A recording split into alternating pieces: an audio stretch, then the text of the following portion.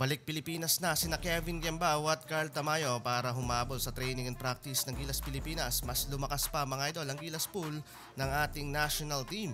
So ayun na nga mga idol, KBL break at mahaba-habang pahinga muna ito para sa ating mga Asian imports sa KBL dahil sa nagaganap na D-League sa Korea plus national duty ng mga manlalaro sa opening ng FIBA World Cup Asian Qualifiers. Maganda mga idol ang pagtatapos sina Kevin Gembao ngayong buwan ng November bago sumalang sa national duty. Back-to-back win mga idol ang San Jose Gunner sa last 2 games nila. Parehong na-upset nila mga idol ang mga bigating team sa liga katulad ng Wonju DB na may 10-7 winless record at KCC Aegis na may 9-7 winless record. Yang dalawang tinalo nila mga idol ay parehong nasa high ranking at parehong nilang paso mga idol sa sarili nilang teritoryo. Kasalukuyang umakyat mga idol ang kupunan ni Nakikyo from rank 8 to rank 7. Unti-unting nakakabawi ang Sonos kay Gunner. Though mahaba mga idol ang pahinga ni Nakikyo at Tabayo sa KBL, kailangan sila ng Gilas Pilipinas para sa paparating nilang back-to-back game kontra sa Guam. Pauwi na mga idol sa ating bansa ang dalawang manlalaro ng Gilas Pilipinas pero doubtful pa kung makakapaglaro etong si Carl Tamayo dahil nga sa issue patungkol sa kanyang visa. Maganda pa naman mga idol ang nilalaro ng big man sa Korea at leading score ng LG Sakers averaging 18 points,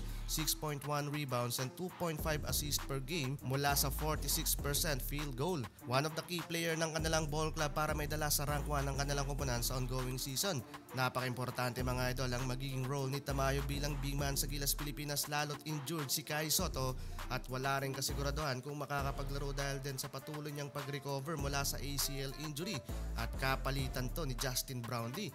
Pero mas lumaki pa mga idol ang option ni na Team Cone lalo't marami ang nadagdag sa Gilas pool katulad din na Troy Rosario, RJ Abarientos, Juan Gomez De Liano at Quintin Meliora Brown at ang naturalized player big man na si Ange Kwame. Bali total of 18-man pool.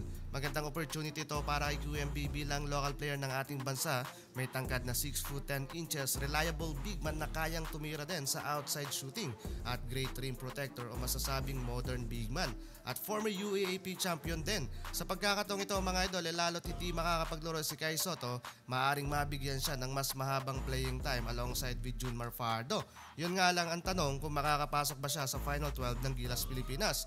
As of now mga idol, meron tayong 4 active big man sa roster na sina Japet Aguilar, AG Edu, Junmar Fajardo at Carl Tamayo. Though etong si Tamayo nga doubtful kung makakapaglaro at kapalitan din ito ni Justin Brownlee. Tapos meron pang veteran backup big man na si Troy Rosario. Kaya sa iyong palagay mga idol, saan isisingit na role or player etong si QMB? Ganon din mga idol para sa sharpshooter na si JGDL. Malaking problema din ito mga idol kung sakaling mapabilang sa lineup ng Gilas Pilipinas.